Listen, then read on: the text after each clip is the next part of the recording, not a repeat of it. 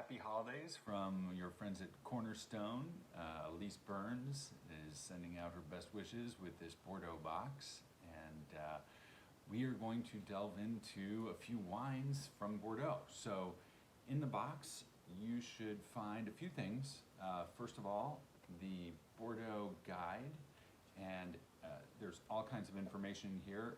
In particular, you have all the grape varieties, but on page 2 you have the all-important map. Then we also have a vintage chart, so all the most recent vintages and some historic vintages too, with descriptions of a little bit of the weather and what sort of taste profile you might find in the wines of those given vintages. And I guess I also already mentioned the map. I'm going to use this larger map just for demonstration purposes. And if all has gone well and no one has gotten into the box before you, you should have 3 bottles of wine from Bordeaux. So just as a basic introduction, Bordeaux, southwestern France, along the Atlantic Ocean or near the Atlantic. And we're not in Napa Valley anymore. The wines are going to be a little bit different. So if you want to pause here and grab some food, I might recommend it just because these are wines that are a little bit fresher in their acidity. Some of them might be a little bit drying in the skin tannin that you often find in the wines of Bordeaux, and that actually helps those wines to age a long time. So it might be a good idea to at least have some cheese or some charcuterie or something to nibble on as we go through these wines. So very first wine is going to be the Chateau Citron with this lovely peacock on the label. And this is the 2014 Chateau Citron. This is an Haut Medoc. So on your map, if you look, Haut Medoc is going to be on the left bank of Bordeaux. And I'll explain what that means in just a second. It's going to be right around this area here. Okay, this is the left bank, because it's on the left banks of the rivers, and then this is the right bank over here, and then you have the Atlantic Ocean, and you have this huge estuary. It's surrounded by water. That's actually why they call Bordeaux Bordeaux. Border of waters. Bordeaux. Eau is waters in French. So that explains why vintage to vintage things can change a little bit, because the weather is not sunny, palm tree, always 95 degrees in August weather. Sometimes it can get a little bit cold, cool, damp, although with the way the weather is going, things are definitely getting warmer. So the very first wine that we're going to have, again, is this Chateau Citron. And the left bank is famous for its Cabernet Sauvignon based wines. The main grapes in Bordeaux are Cabernet Sauvignon. That is the top grape on the left bank. Merlot, it's not a bad word in Bordeaux, actually produces some excellent wines. That is the top grape on the right bank. And then we also have Cabernet Franc, Malbec, not from Argentina, from France originally, and Petit Verdot. So they have 5 classic grape varieties for the reds that they like to blend, and they often blend them according to the vintage. How did the Cabernet do that year versus the Merlot? Oh, Cabernet did better, let's put more into the wine. So on our first wine, we basically have a wine that is 50-50 Cabernet Sauvignon Merlot, and let's go ahead and smell what a Haut Medoc smells like. So you see, it's more like wild berried fruit. It's not big, sweet Bing cherries and strawberries and things like that. It's more kind of blackberry and curranty, and that's typical from the wines of the Haut Medoc. A little bit smoky too.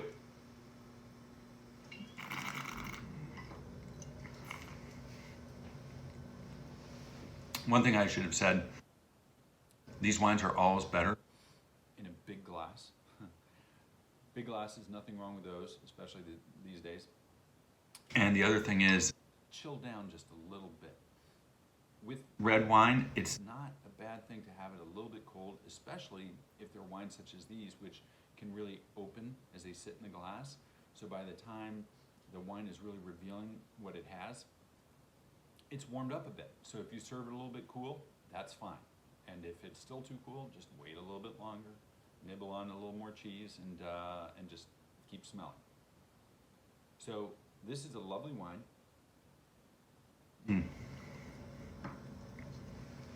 Pretty good level of acidity, making me hungry.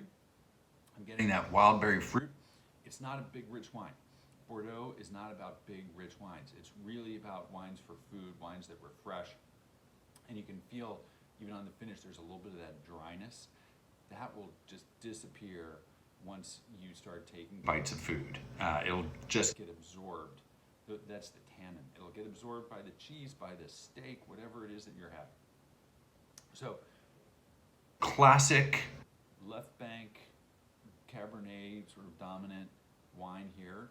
And yeah, it's not, we're not in Napa, as I said before, but it's a wine that you can drink very happily with a steak frite or a nice piece of grilled lamb, or honestly, even a piece of grilled fatty fish like salmon could work with this. Imagine a little sauce of mushrooms, it would be great. Okay, so then we have our second wine. Now this is from a place called Saint-Estèphe. There are a few saints in Bordeaux, a few areas named after saints. This is further up the map. So if we were sort of in this area before, now we're moving up to about this area, and the estuary is getting wider, and the Atlantic is getting a little bit closer, and it's pretty cool up here. So in Saint-Estèphe, the wines tend to be a little bit structured. They tend to have some chew to them because the last thing that gets ripe are the skins, and the skins up here are a little bit tough, but that's okay because it all depends on what food you're going to pair it with. So this is Chateau Liliane La Douce. Liliane La Douce, I know. And just looking at the wine, it looks a little bit darker, just right off the bat. Give it a smell, and I like doing it with 2 glasses and just comparative smelling. Okay, this has something a little bit spicier going on. That's very typical of this area. And even though I'm getting that dryness, I'm also getting a little bit more roundness. And that's because even though we're on the left bank, up here in Saint-Estèphe, St. Stephen, they have more Merlot planted, and that Merlot gives a little more roundness to the body of the wine.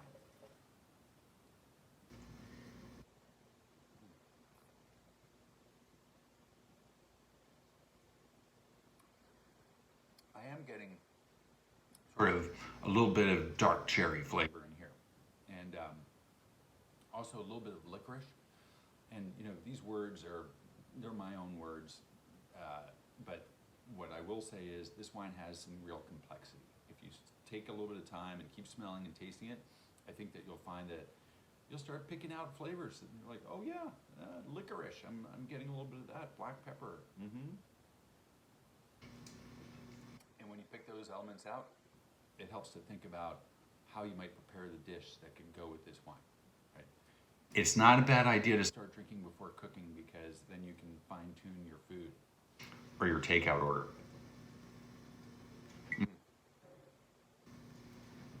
Chateau Liliane La Douce. That is, it also has, I kind of taste the fact that the Atlantic is nearby. I'm getting a little bit of a nice minerality, a little iodine thing on the finish. And it makes me think that I like to have a dish with, that has some salt in it. So those first 2 wines are left bank wines, and but Bordeaux is a big place. It has over 50 different designated little areas, including places for white wine, places for sweet wine. Most people in France think of red when they think of Bordeaux, but so we have a lot of diversity, and what we're going to do now is we're going to go ahead and cross from the left bank over to the right bank. And we're going to go to right nearby a town that's pretty well known called Saint-Emilion. Beautiful place to visit. World Heritage Site, according to UNESCO. And this next wine, the Clos Puy Arnaud, their special Les Ormeaux, that's the name of these particular barrels. This is from the delicious 2015 vintage, which was sort of Goldilocks vintage. Everything went great. This wine is from the Côte de Castillon. And one other interesting thing about this wine is it's part of a new group of wines in Bordeaux that are beyond organic. They're actually called biodynamic because the agriculture is organic and they're using special practices out in the fields and in the winery to keep things really super duper natural. It's not a natural wine. Natural wines would have no sulfur added. This does have a little bit of sulfur added. That's typical for wine. It's a preservative, a natural preservative. But the difference here on the other side of the rivers is we are looking at a Merlot-based wine. So this is 80% Merlot with 20% Cabernet Franc. That's actually the typical blend when you cross over to the right bank. So things are going to be different because we've got a grape that we didn't really have in large quantity in the mix before, which is Cabernet Franc, which is the father of Cabernet Sauvignon actually, and it gives a certain aromatic. It has a nice intensity to it. But then we have Merlot, which is a lower acid grape versus Cabernet Sauvignon, and it has more red fruits. So expect to have more red fruits, a little bit of a softer finish, and a kind of a richer, rounder texture. Give that a try. So right away on the nose, it smells really different. Oh my gosh, if I go back to our previous wine, the La Elyse, it's starting to smell very black peppery. And our very first wine actually is starting to get a little bit of sweet strawberry in there. I'm surprised. So this, the Clos Puy Arnaud, a bit lighter in color.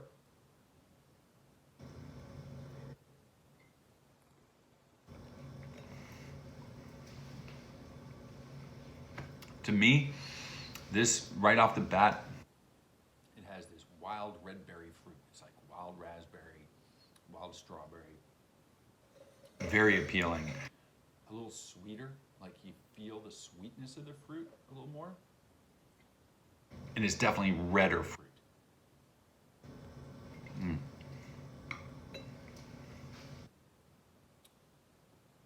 Nice, broad, sort of silky, fleshy texture to start off, and then it's surprising because it gets pretty chalky on the finish. And it's interesting to know that these vineyards are basically on limestone, and limestone is really good for Merlot because Merlot likes its feet, its roots, not stressed. It likes to have some water nearby, and limestone is a sponge. And what's interesting is it's good for Merlot. It helps it to basically ripen at the right pace. Miles in Sideways didn't like Merlot because Merlot burns up in hotter parts of California. That's why. But here, it's like sitting by the poolside, plenty of sun, but feet in the pool. That's the way Merlot likes it. And you can taste the chalkiness of the limestone on this finish here. It's very surprising.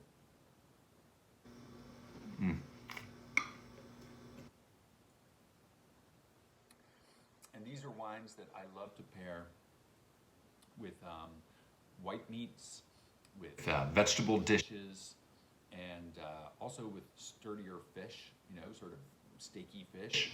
Good halibut would be delicious with this. If you have some autumnal vegetables and that sort of thing.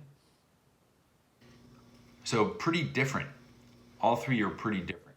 And if you'd like to learn a little bit more about the differences between the different areas of Bordeaux, I would go ahead and go through this little guide. Again, not just the map and the different grape varieties, but you also have information about the different major areas of Bordeaux, what they call appellations like Margaux and Pauillac and Pessac-Léognan and Saint-Emilion, as we were just mentioning. And there's some tasting tips. And I think you all know how to drink, but these are tasting tips. And at the end, there are also some trip tips. If you plan on breaking out once this whole thing is over and going to Bordeaux, great place to visit. A lot of great food, a lot of great wine. So I hope you enjoy. We hope you enjoy all of the information here. We hope you enjoy the wine. And again, on behalf of Cornerstone, very happy holidays.